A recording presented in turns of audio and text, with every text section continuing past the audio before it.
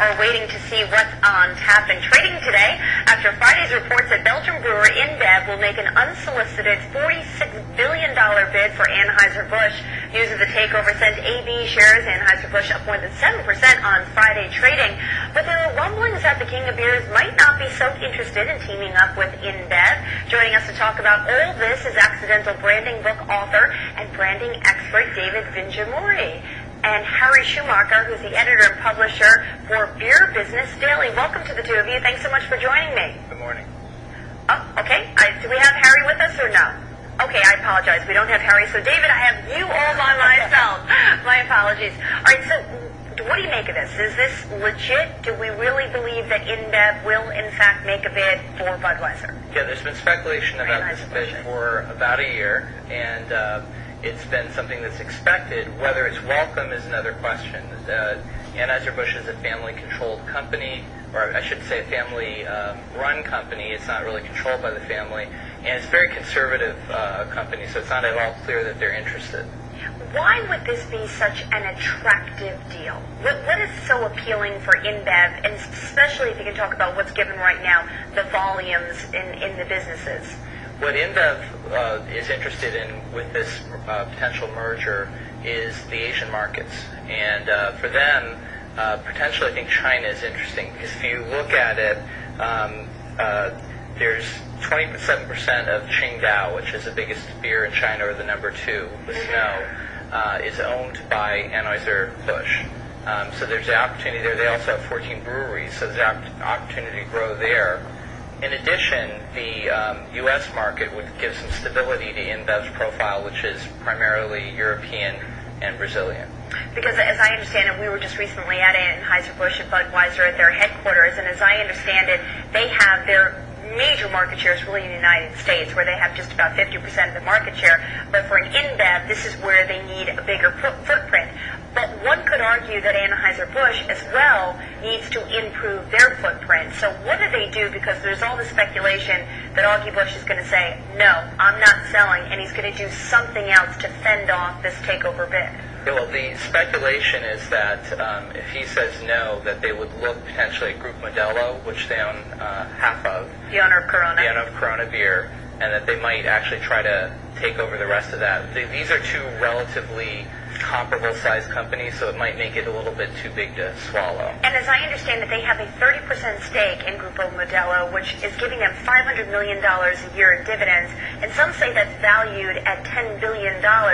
Could they go for that bigger market share or that bigger stake in Grupo Modelo, and with that combined entity, fight off InBev? Because some suggest InBev may not even have the money to come up with the $46 billion to make the deal in the first place. Yeah, the rumors are that InBev has put together the financing, but we don't know yet.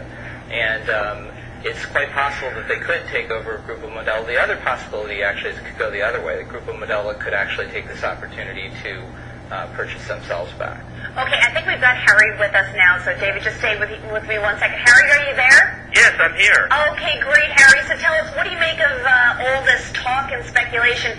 I know it was put in print on Friday, but I think it's been rumored in the option market for several days. Is it a good deal? Well, it's probably an expensive deal, but InBev is no stranger to making expensive deals because they know they can cut costs later. What about SAB Miller in the middle of this? You know, I understand that InBev would want to do this to increase their footprint in places where they don't have as great a market share, perhaps take the Budweiser brand to some of those emerging markets. But what about the talk and speculation that if they can't do a deal with Anheuser-Busch, that perhaps they'd look to do something with SAB Miller?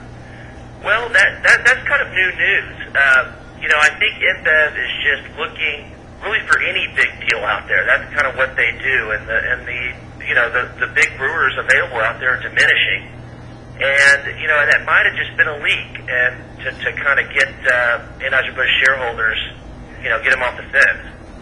But Harry, what would happen to Anheuser-Busch? Because one of the things a lot of people have talked about with the company, you've got guys like Warren Buffett, who are one of the biggest shareholders of the company, who have said that part of the reason they've had such great success, at least with branding and marketing and advertising, is because it has been a family-controlled business. What would happen to the quality of that business if InBev were to take it over?